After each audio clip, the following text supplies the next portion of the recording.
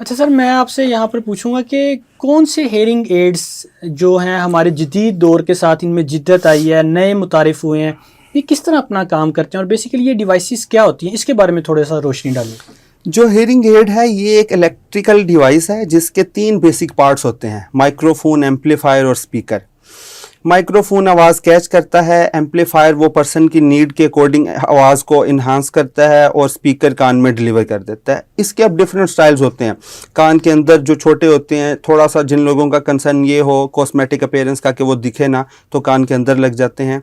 आजकल कान के पीछे वाले जो हैं आले वो भी बहुत लीस्ट विजिबल होते हैं कि ब्रीक कोड के साथ वो लग जाते हैं, जो यहाँ पे होती है बिल्कुल और कान के साथ लगी होती है। और दूसरा ये कि हेयरिंग एड्स की टेक्नोलॉजी में अब जो है ना वो काफ़ी इम्प्रूवमेंट आ गई है। अब आवाज़ जो है वो बहुत साफ, क्लियर और तकरीबन नियर टू नॉर्मल, जैसे हम अपने नेचुरल ईयर से सुनते हैं वैसी आवाज़ होती है। और अब AI यानी आर्टिफिशियल इंटेलिजेंस, उसका भी टच इसमें आ गया है कि वो इस तरह से कि लेट्स सपोज अगर हमारा फोकस फ्रंट साइड पे है, हमारे सामने कोई स्पीकर बोल रहा है, तो हेयरिंग एड भी फोकस करते हैं फ्रंट साइड से आवाज़ को कैप्चर करने में, बजाय कि इधर उधर की आवाज़ों को वो करें जिससे शोर बढ़े और आवाज़ है। तो इस तरह की चीज़ें जो है ना वो हेयरिंग एड्स में आ रही हैं और इससे लोगों की कम्युनिकेशन जो है ना वो बहुत इम्प्रूव हो रही है। और सबसे बड़ी बात यह है कि इस तरह की जो इम्प्रूवमेंट्स आने के बाद लोगों में हेयरिंग एड्स की एक्सेप्टेंस बढ़ गई है जी। पहले ये भी होता था कि हेयरिंग एड्स लगा तो है, वो सही ट्यून नहीं हुआ, ये वो एक्सपर्टीज में उनके वो प्रॉब्लम था जिसकी वजह से वो सही सेट नहीं कर सके, और दूसरा क्वालिटीज भी इतनी अच्छी नहीं होती थी। तो वो ये है कि अगर किसी ने लगाया भी है तो वो ज़्यादा यही कंप्लेन थी कि हेयरिंग एड भी लगाया हुआ है और समझ नहीं आती, सिर्फ शोर आता है। लेकिन ये सारी टेक्नोलॉजी के बाद अब ये चीज़ों में बेहतरी आई है और लोगों में भी इसकी एक्सेप्टेंस बढ़ी है। अच्छा सर, कुछ लोगों की जब ये समात कम होती है तो देखा ऐसे गया कि उनकी एक साइड पे जो है वो डिवाइस लगी होती है, तो बेसिकली ये होता ऐसे ही होगा कि उनका जो उस कान की जो समात है वो उस दूसरे कान की निस्बत जो ठीक है उससे ज़्यादा मुतासिर हुई होगी। तो फिर आप वही डिसाइड करते हैं कि भाई इस कान में जो हेयरिंग एड है उसकी ज़रूरत ज़्यादा है। ये बड़ा अच्छा सवाल है। हेयरिंग एड्स जो है ना वो जो इंटरनेशनल एक क्राइटेरिया है वो उसके मुताबिक तो यूँ है कि जब आपको हेयरिंग लॉस डायग्नोज हो जाए और अगर दोनों तरफ है तो आपको दोनों तरफ हेयरिंग एड पहनना चाहिए। हमारे यहाँ एक जो फैक्टर है कॉस्ट, वो इसमें ऐड हो जाती है, तो फिर लोग यूं करते हैं कि दोनों इकट्ठे नहीं लगवाते, एक लगवा लेते हैं। एक तो वो असल में इसमें भी होते हैं ना कि पता नहीं हेयरिंग एड सूट भी करेगा या उससे फ़ायदा भी होगा कि नहीं, और दूसरा फाइनेंशियली भी वो सारी चीज़ों को मैनेज करना होता है, तो वो एक साइड पर लगा लेते हैं। अब ये पर्सन टू पर्सन वेरी करता है कि हम किस साइड को चूज़ करते हैं। अगर तो उनका लॉस जो है वो बहुत ज़्यादा है तो फिर हम बेटर साइड को प्रेफर करते हैं कि उधर लगाया जाए, क्योंकि उधर ज़्यादा गुंजाइश है हेयरिंग एड से फ़ायदा उठाने की, तो हम उस साइड पे लगाते हैं। लेकिन अगर लॉस थोड़ा कम है तो फिर हम वर्स्ट साइड को भी कंसीडर कर सकते हैं कि पहले इधर लगाया जाए ताकि यहाँ से एम्पलीफिकेशन हो, क्योंकि दूसरी साइड पे मसला कम है, उधर बाद में भी देखा जा सकता है। तो ये पर्सन टू पर्सन जो है, फिर एज ग्रुप जो है, फिर उनकी नीड्स जो हैं, ये सारी फैक्टर्स जो है ना ये मिल के ही फिर हेयरिंग एड हमने कौन सा सिलेक्ट करना है उसकी तरफ हम जाते हैं। अरे सर, एक अच्छी हेयरिंग डिवाइस की क्या कॉस्ट है? जो अच्छी एक हेयरिंग डिवाइस है, एक्चुअली इसका सवाल जो है ना वो बहुत ही हम जनरली के दे सकते हैं पर्सन टू पर्सन, क्योंकि हर पर्सन की नीड्स के अकॉर्डिंग अच्छी हेयरिंग डिवाइस अलग होगी। मतलब एक ही डिवाइस दोनों लोगों को ठीक नहीं हो सकती, जिनका लॉस ज़्यादा है या जिनका कम है। हाँ, जो एक अच्छी डिवाइस है वो तकरीबन 50,000 से लेके कोई 80-90 हज़ार तक जो है ना एक साइड की वो मिल जाती है अच्छी डिवाइस। अच्छा सर, जो ये हेयरिंग एड्स हैं, क्या ये अगर कोई बच्चा जो पैदाइशी बहरा है या गूंगा है, बोलता नहीं है, क्या उसमें भी ये फ़ायदेमंद साबित होता है अगर उसको लगाया जाए तो? बिल्कुल जी, जिस तरह किसी भी बच्चे की जब हेयरिंग एवेल्यूएशन हो और उससे हमें ये अंदाज़ा हो जाता है कि बच्चे को प्रोफाउंड हेयरिंग लॉस है, यानी कि शदीद किस्म का, यानी जैसे हम आम जुबान में गूंगा बहरा कहते हैं, उसमें सबसे पहले हेयरिंग एड लग जाने चाहिए उसे, ताकि उसका जो ऑडिटरी पाथवे है जो ब्रेन तक आवाज़ लेके जाता है सारा कान के बाहर से लेके, वो स्टिमुलेट होने लगे। लेकिन हेयरिंग एड इटसेल्फ जो है ना वो अकेले उसकी स्पीच की डेवलपमेंट में या उसकी हेयरिंग को अकेले में वो बेहतर नहीं कर सकते। उनका रोल सिर्फ इतना ही होता है प्राइमरी कि वो आवाज़ों को जो है वो दिमाग में जाने लगे और दिमाग को थोड़ी सी आदत होने लगे। इनका जो सही प्रॉपर इलाज है वो कोक्लियर इम्प्लांट है। अच्छा सर, मैं आपकी इधर बात काट रहा हूँ, ये आपने बहुत अच्छी पॉइंट जो है वो उठाया है कि हमारे लोगों का ज़्यादातर, हम एज अ पीड्स स्पेशलिस्ट मैंने यही सुना है, लोग इस चीज़ को ना इग्नोर कर देते हैं। वो कहते हैं कि डॉक्टर साहब ये तो पैदाइशी ही नहीं सुनता, इस वजह से हमने इसकी तरफ गए नहीं। उनका यही ख्याल, हमारे जो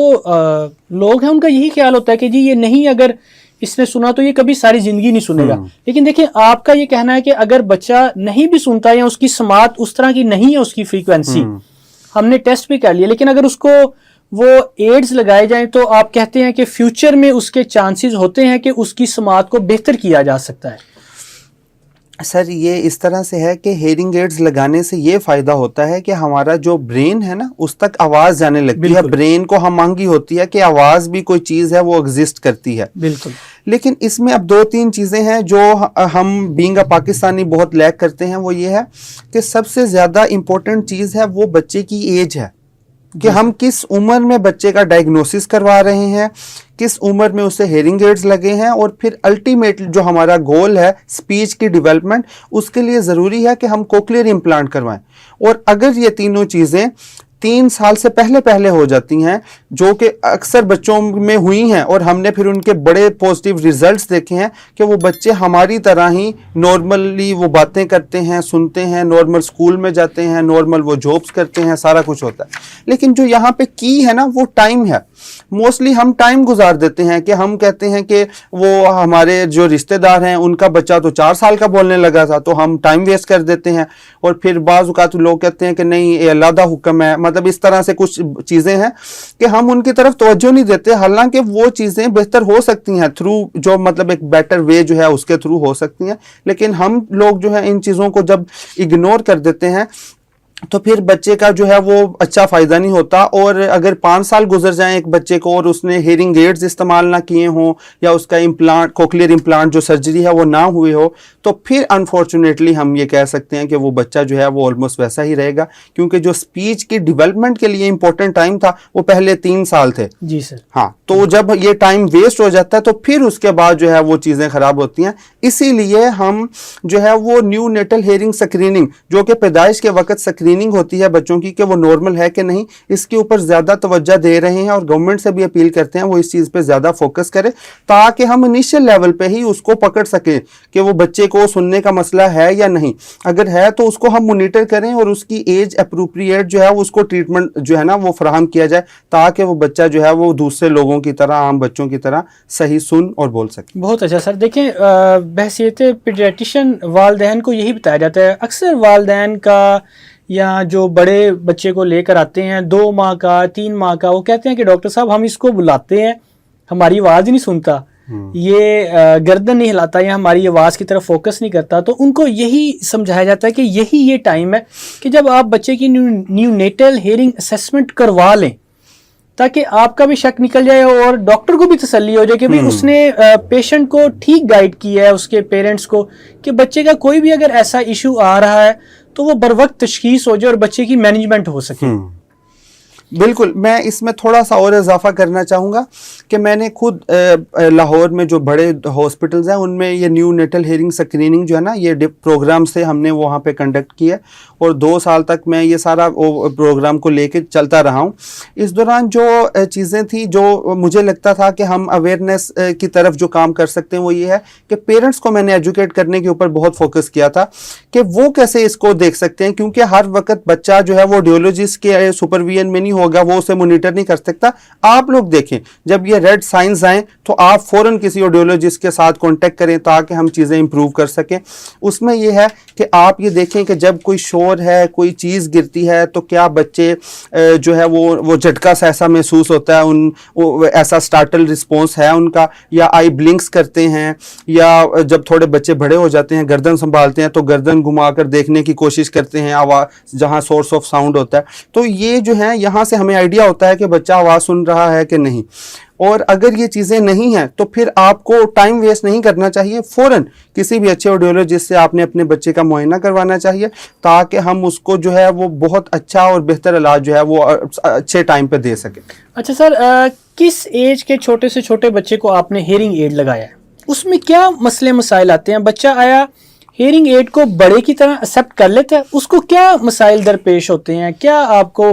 बाद में वालिदैन का फीडबैक मिलता है, या बच्चा खुद जो 4-5 साल का बच्चा है वो अपनी कुछ कैफियत बता लेता है कि मेरे सर में दर्द हो रहा है, पेट में दर्द हो रहा है, कान दर्द कर रहा है मेरा, तो आप क्या उसको वो गाइड करते हैं, किस तरह उसको मैनेज करते हैं? जी, यहाँ पे भी दो चीजें हैं कि सबसे पहले तो पेरेंट्स की एक्सेप्टेंस है। असल में यूं होता है कि लेट्स सपोज हमने ये सारी अर्ली इंटरवेंशन कर ली, टेस्ट हो गया और हेयरिंग एड्स भी लग गए। अब बच्चे की उम्र लेट्स सपोज 2 साल है। अब हेयरिंग एड्स जब हम लगाते हैं तो पेरेंट्स के लिए एक्सेप्ट करना थोड़ा सा इस तरह से मुश्किल होता है कि वो हम हेयरिंग एड्स पहनाते हैं तो वो आवाज़ें देते हैं। फ़र्ज़ करें किसी बच्चे का नाम है अहमद, तो वो कहेंगे अहमद, और जब बच्चे को नहीं पता होता कि क्या करना, वो कहते हैं ये तो नहीं सुन रहा। तो सबसे पहले यहाँ पे पेरेंट्स का एजुकेट होना या उनकी एक्सेप्टेंस वो हम इस तरह से बताते हैं कि बच्चे ने अभी पहले दिन आवाज़ सुनी है। जैसे एक बच्चा पैदा होता है और आवाज़ सुनता है, अभी उसे नहीं पता कि अहमद किस चीज़ का नाम है या अहमद कौन है। आहिस्ता आहिस्ता जब आप इसके साथ कम्युनिकेट करेंगे, और फिर यहाँ पे और भी इम्पोर्टेंट चीज़ ये है स्पीच थेरेपी, यानी कि जो बोल चाल की मशकें हैं, क्योंकि हम जब टाइम थोड़ा वेस्ट कर देते हैं, पहले टाइम गुजर जाता है, तो फिर हमें थोड़ी सी एक्स्ट्रा एफर्ट करनी पड़ती है, और वो स्पीच थेरेपी के थ्रू होती है, जिसमें पहले ऑडिटरी ट्रेनिंग होती है ताकि बच्चों को आवाज़ आने पर रिस्पॉन्स कैसे करना है वो सिखाया जाए। फिर आवाज़ों को सुन के लफ्ज़ और फिर जुमले बनाने जो सिखाए जाते हैं। तो ये सारी चीज़ें जो हैं वो टाइम लेती हैं, तो हम पेरेंट्स को पहले इस तरह से एजुकेट करते हैं। और जो छोटे बच्चे हैं उनमें ये होता है कि जब वो, क्योंकि काफ़ी देर से उन्हें सुनने का मसला रहा होता है और आवाज़ें वो समझते हैं कि एग्जिस्ट ही नहीं करती क्योंकि उन्होंने सुनी नहीं होती, तो हेयरिंग एड पहनने के बाद जब उसके फादर या मदर या उसके बहन भाई उसके साथ बातें करते हैं तो वो उसके लिए एक अनयूजुअल सी चीज़ होती है। और वैसे भी जब हम कान में लगा रहे होते हैं तो उसे पता चल रहा होता है ये कान में कुछ हो रहा है, तो वो बस अपने हाथ से बस खींचता है।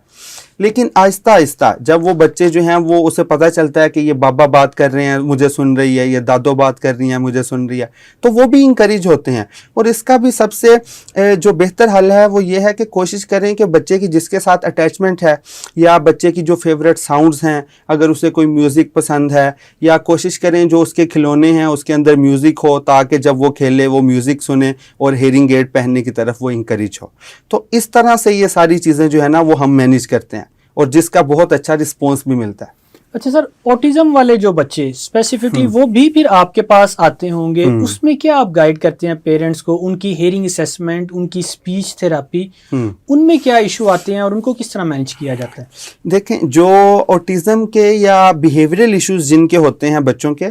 मोस्टली उनका जो कंप्लेन होता है वो बिहेवियरल इशू होता है, यानी कि बहुत अग्रेसिव जो है वो उनकी नेचर होती है। और दूसरा उनकी स्पीच जो है ना वो ऑलमोस्ट ज़ीरो होती है या बहुत ही कम वर्ड्स होते हैं, उनके जो एज अप्रोप्रिएट जो जितनी स्पीच होनी चाहिए वो नहीं होती।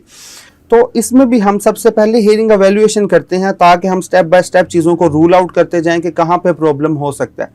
मोस्टली जो देखा गया है वो ऑटिज्म के बच्चों में स्पीच जो है, जो हेयरिंग है वो बिल्कुल नॉर्मल होती है।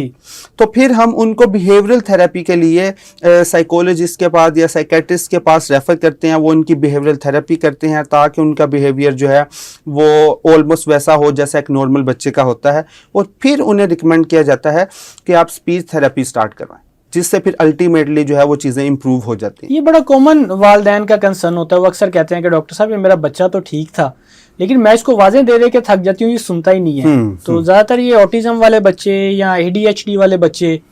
कि जब उनका फिर इस तरह स्क्रीनिंग करवाते हैं तो उनकी हेयरिंग तकरीबन नॉर्मल होती है ज़्यादातर केसेस में,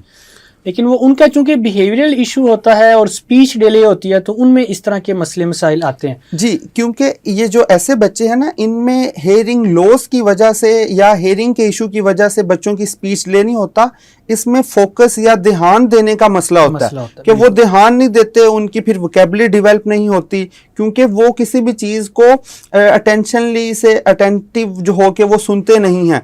और मतलब वो अपने ही अंदाज में रहते हैं, अपनी ही गो में वो लगे रहते हैं। तो ये है कि फिर वो जब आवाज़ सुनते नहीं हैं, उनकी ब्रेन में वोकैबुलरी डेवलप नहीं होती, तो अल्टीमेटली जो स्पीच जो है वो भी फिर नहीं बनती। तो इसलिए सबसे पहले बिहेवियरल इश्यूज़ को जो है ना इसके ऊपर काम करने की ज़रूरत होती है, फिर स्पीच थेरेपी जो है वो फिर इम्प्रूवमेंट लेके आती है।